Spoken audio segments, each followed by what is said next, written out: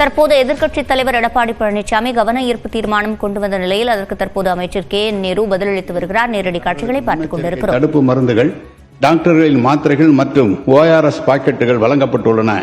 சுகாதாரத்துறை மூலம் 6 இடங்களில் குடிநீர் பணிகள் மாதிரிகள் சேகரிக்கப்பட்டு திருச்சி மண்டல நீர் பகுப்பாய்வதற்கு ஆய்வு செய்ய அனுப்பப்பட்டுள்ளது.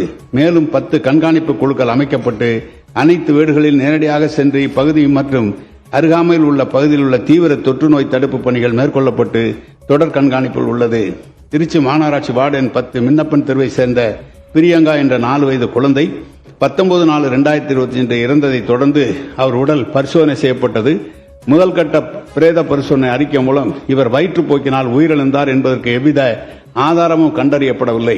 மேலும் பத்திரிகை செய்திகளில் வெளிவந்த 3 நபர்கள் பலி என்ற செய்திக்கு முற்றிலும் பொய்யானது. பாண்டமங்கலம் அகராகரம் சேர்ந்த 90 வயது மூதாட்டி திருமதி லட்சுமி என்பவர் 10 நாட்களாக உடல்நலம் குன்றி 19/4/2025 அன்று இயற்கை எதினார். மேலும் மின்னப்பன் தெருவில் வசிக்கும் திருமதி லதா வயது 53 என்பவர் இதய நோய் பிரச்சனை காரணமாக 18/4/2025 அன்று நள்ளிரவில் நெஞ்சுவலி காரணமாக வீட்டிலேயே உயிர் பிரிந்தது. எனவே 3 பேர் பலி என்பதற்கு ஆதாரமற்ற பொய் செய்தி என்று சமர்ப்பித்துக் கொள்கிறேன். இவ்வயிற்றுப்போற்றுக்கு அருகில் உள்ள கிராம பகுதிகளில் காணப்படுகிறது. இப்பகுதிகளில் நடந்த சித்திரை தேர் திருவிழாவில் உணவு, மோர் மற்றும் குளிர்பானங்கள் அறிந்து பாதிக்கப்பட்டதால் இவ்வயிற்றுப்போக்கு ஏற்பட்டிருக்கக்கூடும். குடிநீர் குழாய்கள் மாநகராட்சி பகுதிகளிலும் கிராம பகுதிகளிலும் வெவ்வேறாக உள்ளதால் குடிநீர் காரணமாக இருக்க வாய்ப்பில்லை. இருப்பினும் முன்னெச்சரிக்கை நடவடிக்கைகள் குழாய் மூலம் குடிநீர் விநியோகம் முழுவதும் நிறுத்தப்பட்டு டேங்கர் லாரி மூலம் குடிநீர் வழங்கப்பட்டு வருகிறது. குடிநீர் மாதிரிகள் ஏற்கப்பட்டு ஆய்வு செய்யப்பட்டதில் குடிக்க தகுதியான குடிநீர் தான் என்று அறிக்கை வரப்பட்டுள்ளது. மேலும் 19/4/2025 அன்று 39 நபர்கள் முன்னெச்சரிக்கை நடவடிக்கை மருத்துவமனையில் அனுமதிக்கப்பட்டு நல்ல நிலையில் உள்ளனர். 20/4/2025 அன்று 14 நபர்கள் முன்னெச்சரிக்கை நடவடிக்கை எடுக்கப்பட்டு நல்ல நிலையில் உள்ளனர். இதன் மூலம் நோய் கட்டுப்படுத்தப்பட்டுள்ளது தெளிவாகிறது என்றும் சுகாதார நடவடிக்கைகள் முழுவீச்சில் நடைபெற்று வருகிறது என்பதையும் தெரிவித்துக் கொள்கிறேன். இதில் முழுமையாக அங்கே வெக்காளியம்மன் கோவில் திருவிழா நடைபெறுகிறது.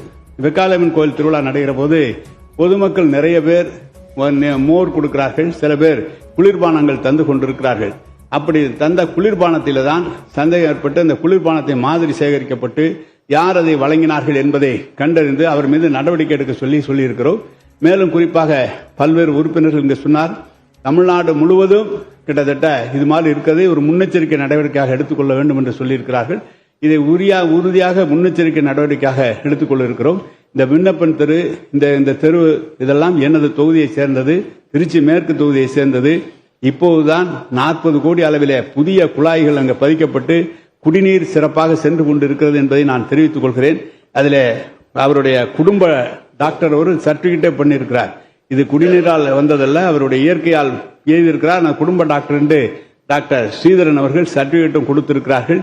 எனவே குடிநீரிலே கழிவுநீர் கலப்பது என்பது அந்த பகுதியிலே நிச்சயமாக இல்லை என்பதை நான் உறுதியாக தெரிவித்துக் கொள்கிறேன்.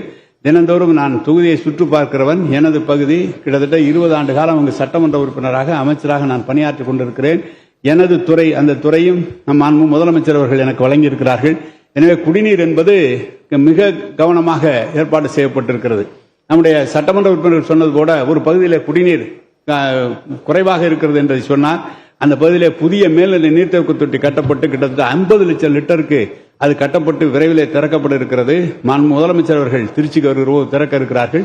இன்னொன்று கம்பரசேமட்டை பகுதியிலே மேல்நிலை நீர்த்தேக்க தொட்டி கட்டப்பட்டு அதுவும் இந்த ரயில்வே லைன் இணைப்புக்காக காத்திருக்கிறது. எனவே சீரான குடிநீர் விநியோகம் அந்த பகுதியிலே நடைபெற்றுக் கொண்டிருக்கிறது.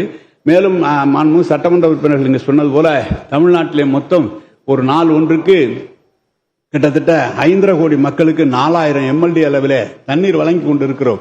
எங்க ஒரு இடத்துல ஒரு சிறிய தவறு ஏற்பட்டிருக்குமானால் அதை பெரிய அளவில் நீங்கள் எடுத்துக்கொள்ள அங்கங்கு சரி செய்ய சொல்கிறோம். வேல்முருகன் அவர் சொல்கிறார், இந்த மாதிரி கழிவுநீர் தொட்டிகளை அகற்றும் போது உயிரிழப்பு ஏற்படுகிறது, பாதாள சாக்கடை திட்டம் நடைபெறுகிற போது உயிரிழப்பு ஏற்படுகிறது. கண்டிப்பாக ஒவ்வொரு இடத்திலும் அதற்காக அனுமதி பெற வேண்டும் என்று அந்தந்த இடத்திலே அதற்கான பாதுகாப்பு கருவிகள் இருக்கிறது. வேண்டுமென்று என்ன நினைக்கிறார்கள், இல்லத்துக்காரர்கள் யாரோ ஒருவரை அழைத்து அவரே உடனடியாக கழிவுநீரை சுத்தம் செய்கின்ற போது அங்கு கேஸ்ல இருக்கிறார்கள். உடனடியாக 15 லட்சம் ரூபாய் அது மாதிரி அவர்களுக்கு நிதி ஒதுக்கி தரப்படுகிறது. அரசு சார்பாகவும் தரப்படுகிறது, தனியார் அந்த கான்ட்ராக்டுக்காகவும் தரப்படுகிறது. செந்தில் பாலாஜி நம்முடைய பாலாஜி அவர்கள் சொன்னது போல என்ன சொல்கிறார்கள், தனியாக அதற்கென்று ஒரு துறை மாண்பு துணை முதலமைச்சர் அவர்கள் தெரிவித்திருக்கிறார்கள். எதுவும் மாண்புமிகு முதலமைச்சருடைய அனுமதியை பெற்று முழுமையாக எந்த இடத்திலும் பொதுமக்கள் பாதிக்கப்படாத அளவிற்கு நிச்சயமாக அனைத்து நடவடிக்கைகளும் எடுக்கப்பட்டிருக்கிறது. இந்த இதை பொறுத்தளவு இது குடிநீரால் கழிவுநீர் கலக்கப்பட்டதல்ல, நீர்மோர் வழங்கியதும் குளிர்பானம் வழங்கியதால் தான் அந்த பகுதியில் இந்த நோய் ஏற்பட்டிருக்கிறது என்பதை தெரிவித்துக் கொள்கிறேன். எதிர்க்கட்சித் தலைவர் எடப்பாடி பழனிசாமி முன்வைத்த குற்றச்சாட்டிற்கு தற்போது அமைச்சர் KN நேரு பதிலளித்திருக்கிறார். குடிநீரில் கழிவுநீர் கலந்ததாக சொல்லப்படும் நிலையில் அது இல்லை என்பது உறுதியாகியிருப்பதாக அவர் கூறியிருக்கிறார்.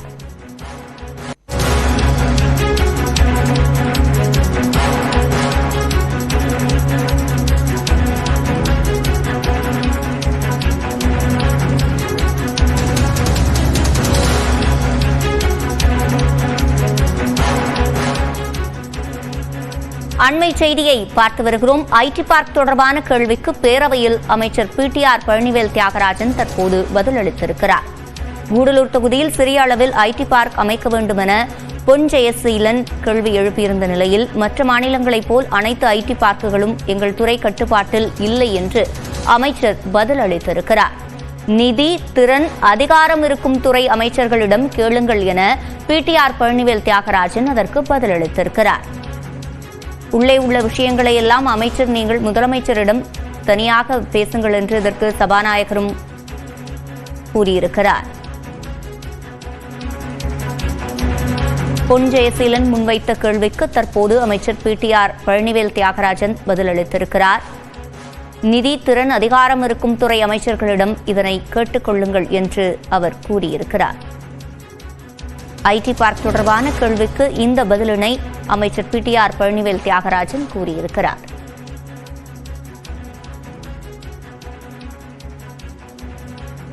இது தொடர்பான கூடுதல் விவரங்களை செய்தியாளர் வேல்முருகனிடம் கேட்கலாம். வேல்முருகன், முழுமையான விவரங்கள்.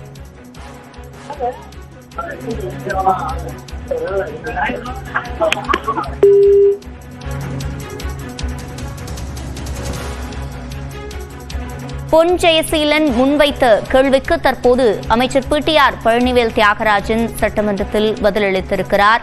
நிதி, திறன், அதிகாரம் இருக்கும் துறை அமைச்சர்களிடம் உங்களுடைய கேள்வியை முன்வையுங்கள் என்று அவர் கூறியிருக்கிறார். முக்கியமாக ஐடி பார்க் தொடர்பான கேள்வியை பொன் ஜெயசீலன் எழுப்பியிருந்த நிலையில் இதற்கு இவ்வாறு பதிலளித்திருக்கிறார். மேற்கொண்டு சபாநாயகரும் பாசிட்டிவான பதிலை அளிக்க வேண்டும் என்று அங்கு கூறியிருக்கிறார். ஐடி பார்க் தொடர்பான கேள்விக்கு பேரவையில் அமைச்சர் PTR பழனிவேல் தியாகராஜன் பதிலளித்திருக்கிறார்.